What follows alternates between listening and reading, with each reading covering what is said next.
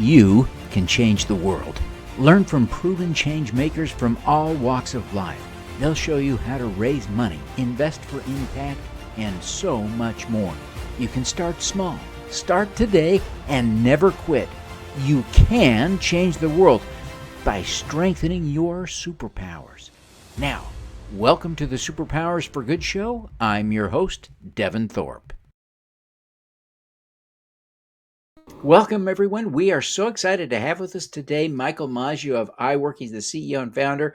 He's doing some really, truly amazing things on recycling and really what I would call social justice, poverty alleviation. This is amazing stuff. You don't want to miss this discussion. This is going to be profoundly important. Michael, welcome to the show. We're just thrilled to have you today. Thanks, Devin. I'm thrilled to be here. I really appreciate your time. Well, the pleasure's all ours. Thanks for making time. Uh, Why don't you just take a minute and tell us the story and introduce us to the work of iWrc? Sure, sure. In order to tell the story, I need to tell a little bit of my story. When I first started working with Johnson and Johnson, and this is back in 2006, where I was lucky enough to serve as the worldwide head of packaging and engineering. I was on my very first corporate trip to Brazil to meet some of the people, some colleagues I'd be working with. And on the way there, my new boss asked me to write some sustainability goals. And one of the things that I wrote down was that I wanted to use recycled material in all our packaging products. And I thought, this is going to be great. Johnson Johnson's going to make this huge impact, and this is really going to be, pretty straightforward. And I happen to write this number 30%. 30% post-consumer recycled material in all the products and the packaging. And I got to Brazil's who were excited to talk about this. And when I did, everyone applauded, and I thought, this is great. This is a home run. And that night at dinner over a beer, the gentleman from Brazil said, "It's a great idea, but we just simply can't do it." And I thought, oh my God, why? People are doing this all over the world. And he took me to a recycling co-op, something that I had no idea that existed. It's basically in the emerging markets, there's no blue bin. They don't separate the materials. The recyclables or anything that's recyclable ends up in the trash. The government didn't put any municipal recycling in place. So the people that do it are people that live below the poverty line, people who are extremely poor, but they found a niche and a place in society where they can earn a living, maybe not a great living, but a living. Unfortunately, the cooperative system, and again, this is 20 years ago, almost 20 years ago, it just wasn't great. There were some really tough conditions there. There were men without shirts and women without shoes. There were children running around. Unfortunately, there were drugs and alcohol being consumed on site. I remember one woman distinctly eating from the conveyor belt as she was sorting through the trash, trying to get the recyclables out. And I thought, you're right. Johnson & Johnson can't use this material. So this began to, kind of really get to me. And I thought, but now that I've seen it, I don't feel like I can walk away. While with Johnson & Johnson, we created a program called Project Phoenix, or a literal rise from the ashes, where I was pretty convinced that if we could train these people, they could become a viable part of the supply chain. We worked at this for 3 or 4 years and finally certified several co-ops, and they legitimately became part of the J&J supply chain. Then I made a decision, after I finished my MBA, you do what they tell you to do, which is go do something else. And I did. I decided to pursue this full time. And to their credit, as I was leaving, I got a call from their chairman at the time, who said, "Hey, if you're going to make this decision to go out and do this on your own, we want to be your first client." So that's how iWrc was formed. Johnson Johnson came to the table and said, "Hey, this is really important to us and to the world, but here's the deal. We can't do this by ourselves. So you need to get others involved." So I did. I spent the next several years bringing other companies to the table. And that's how iWrc became the Informal Waste Recycling Consortium, as it's a consortium of corporations working together with the idea that if they want to use recycled materials, they have an obligation or corporate extended producer responsibility to fix the process.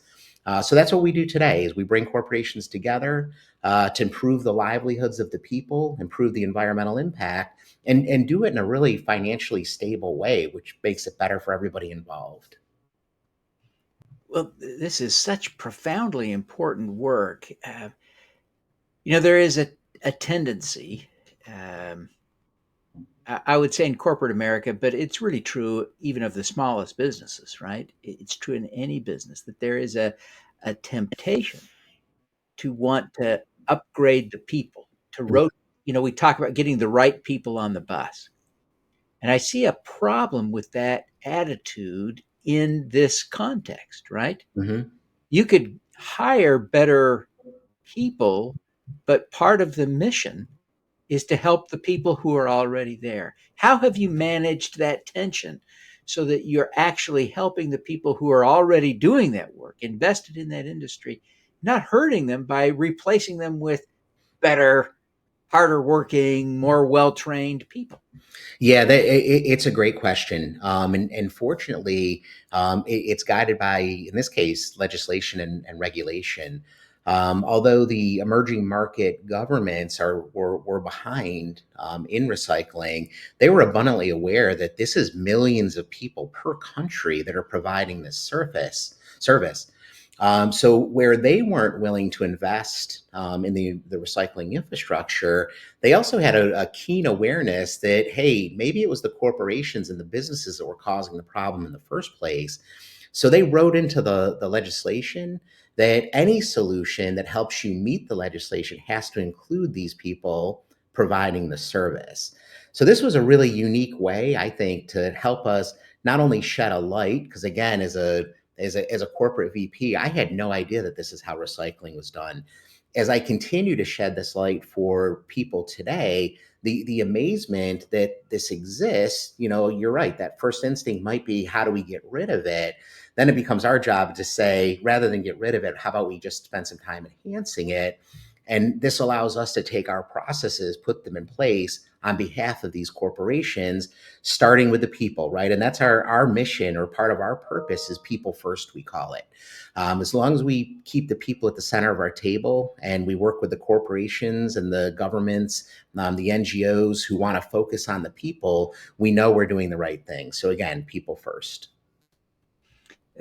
It is, I think, vitally important. There's another aspect, of course, that's a little more obvious, uh, and sometimes there's some people are genuinely skeptical about this, but there's an environmental aspect here.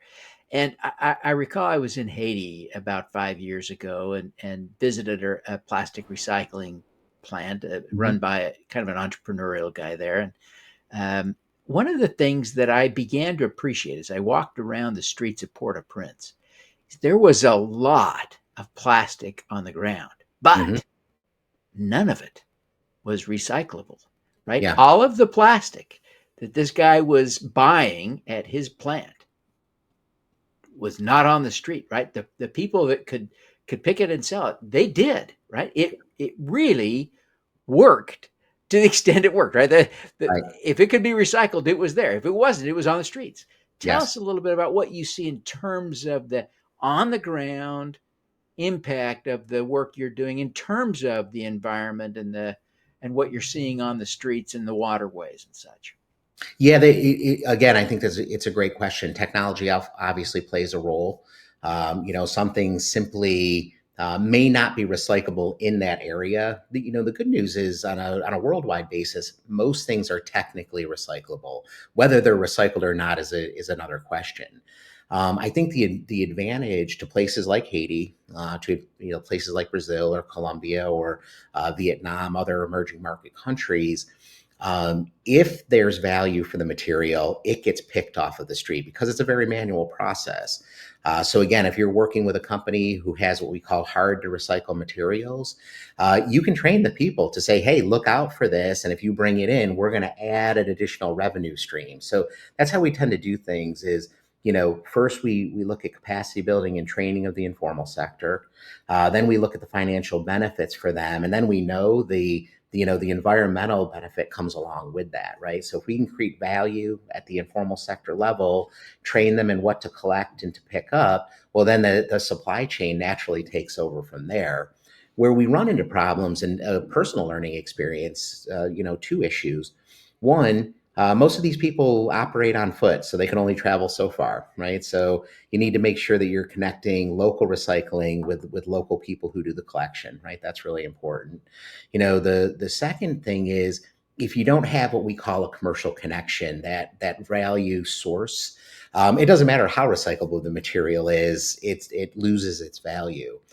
So again, what we try to do is, again, if you go all the way back to our vision, which is on our website, we want to connect the world to the informal sector. And in order to do that, we have to create this bridge or this commercial connection. We also have to make sure that it's safe. So any companies or corporations that want to engage it are both safe, it's financially viable for both sides, and that creates that connection. And let's talk a little bit about those economics, right? Yeah, Because this is so vitally important. For better or worse, it's only going to work if there is an economic model that drives it successfully. that's Uh, correct. what are you seeing from your corporate partners? How are they doing in terms of getting to their goals? What are the economics for them? Are they saving money? Is this an effective tax that they're paying for social benefit? What are the economics here? Yeah, so we're pretty fond of saying that if we can't make it economically viable, then it's not very sustainable. So that's something we focus on a lot. So one of the things we try to do is we take it out of the small context. So rather than just saying, "Hey, there's a tax on the material," we try to look at the supply chain in total. A couple key examples would be if I can improve the cost of logistics, well, that might make it more feasible to spend a little bit more on the material, right? The second area is quality. If we can train the informal sector collectors or the cooperatives to sort better, higher quality material, it means there's less loss in the supply chain. So again, if you look at this holistically, the end user or the brands, this should benefit them as much as it benefits the front end. One of the things it's a big focus for us is what we call fair trade. And this is something that we adopted from the agriculture industry, but it's become a icon pillar for us, which is these recyclers don't get paid to pick up the material from the street. They only get paid for the material they sell. So they don't get paid as a service provider. What we try to do is ask the brands to pay a better price because we can help them save in logistics and we can help them save in quality so that the picker, a recycler, gets paid for the service of picking it up from the street. Again, so this is a kind of the two-sided benefit. The brands get the social and the environmental benefit while not being economically unviable. And the picker benefits by getting better economic savings, more training, providing the quality material. That's fantastic. Well, you're doing amazing work, and I congratulate you on that. And I appreciate you taking the time to be with us today. We're going to take a quick break here, Michael, and come back. But we're here with Michael Maggio. He's the CEO of iWrc. He came from J&J when he created this business, and uh, he's helping to drive recycling improvements both for the community doing the recycling on the ground and for the corporations that buy the products end to end at scale. This is so exciting. So stick around. When we come back, we'll talk to Michael about his superpower. Hope to raise money from the impact crowd. Good investors are as interested in community, social or environmental impact as you. Connect with Funding Hope, an SEC-registered FINRA member crowdfunding portal to learn how to raise capital from the impact crowd. Scan the QR code now. Join us for SuperCrowd 24 for 2 full days of wealth and impact creating content at this virtual conference on April 17th and 18th. We'll have 100 speakers and live pitch sessions. Learn how to invest like a pro and raise money from the crowd. Save 50% with the discount code SUPERCROWD at thesupercrowd.com. You can get in on the ground floor to help fix the climate crisis for as little as $100. Pause now to scan the QR code to get started or visit s4g.biz/raisegreen You can be a green at Raise Green. Welcome back, everyone. We're here with Michael Maggio, the CEO and founder of iWrc, a company that is doing amazing work at scaling up recycling around the world. Uh, Michael, thank you very much for making time to be with us today.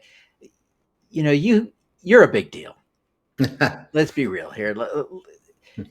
You had a, a really influential position at J&J over logistics. And like I say, you are a big deal. You were a big deal there, and you left to create this enterprise that is helping to scale and improve recycling around the globe. I mean, this is amazing, important work that you're doing. What is your superpower? Boy, that's a good question. It's hard to answer, of course. 'Cause I don't think I necessarily think of it necessarily as a superpower. But if I had to put my finger on something, I would say it's the ability to recognize hope, where maybe other people overlook it. And I think that's how iWrc got started. When I saw the environmental and social, I'll call it a disaster, that I saw while I was with that J&J in the recycling sector in Brazil. As I said, I felt like I could do something to fix it. Where I think a lot of other people turn a blind eye or sweep it under the rug. I didn't want to do that, and part of it was talking to the people.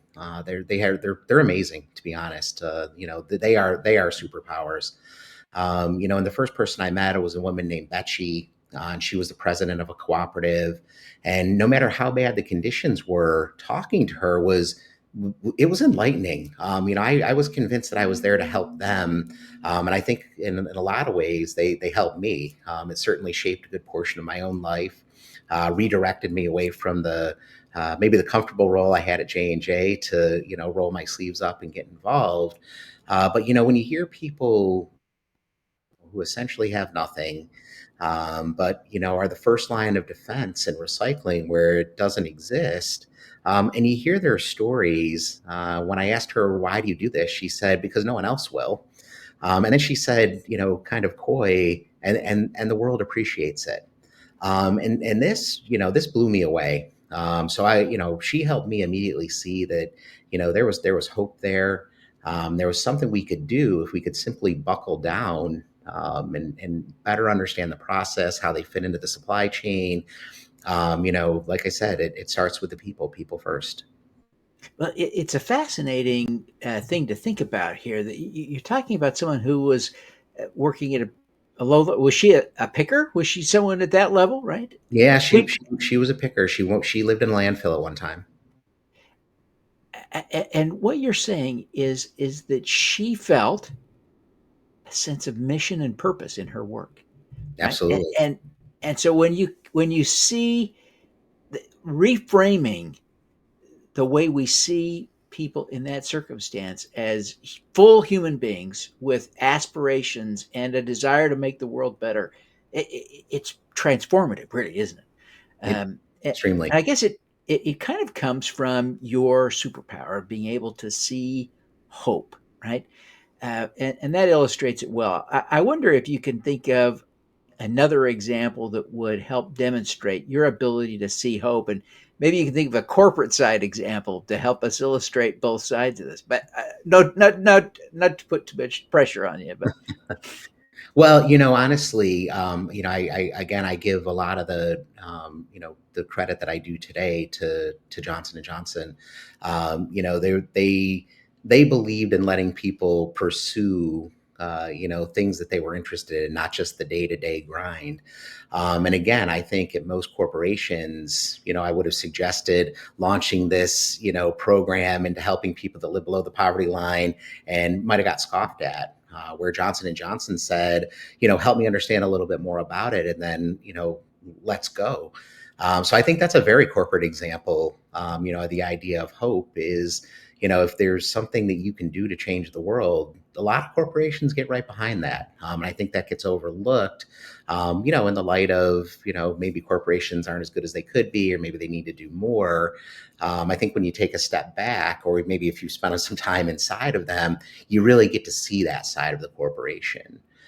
So again, as I took other leaders to from Johnson and Johnson and other companies to the cooperatives, and they got to see it firsthand, inevitably the response is always, "Don't stop doing this."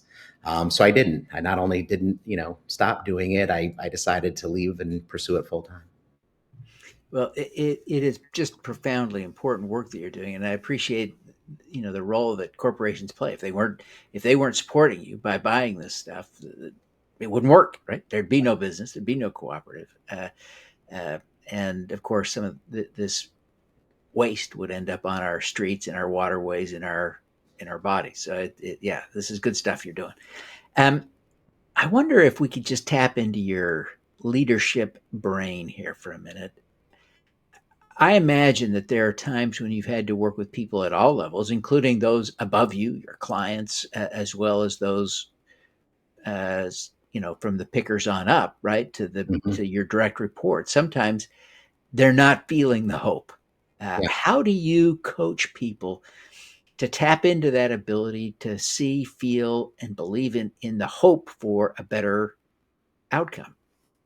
Yeah, I think it's a good question, and it's an exercise we do quite often. And again, I've said the words "people first" a lot, and that's something that we use. We call them "people first" moments to remind people of the amazing work that we're doing.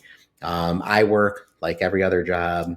It has its taxing moments as well, and sometimes they're really taxing. As you mentioned, we work with some clients who are complicated.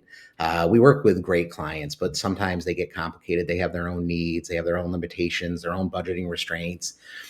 So the process of keeping people on the track, sometimes it's hard and it can get to you. So what we do is we take a step back.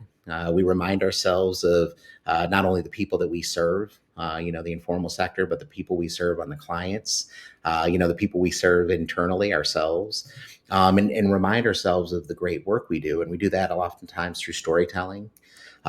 Again, people first moments where we highlight either an area that went extremely well from a people standpoint or extremely wrong, and how we can use those as both opportunities and things to grow. But that's really it. Is taking yourself outside of the day to day doldrums sometimes and the hard part, and looking around and looking at the people that we help. I think last year, we brought around 5 million reais in new revenue to the cooperatives that we work with in Brazil. And the conversion is right around 1 million US dollars. And we didn't raise this. This was not a grant. This was buying material from them, paying them for their services. So again, they provided valuable services. Our clients recognized that, and we connected the dots. Yeah, that's terrific. That's absolutely terrific.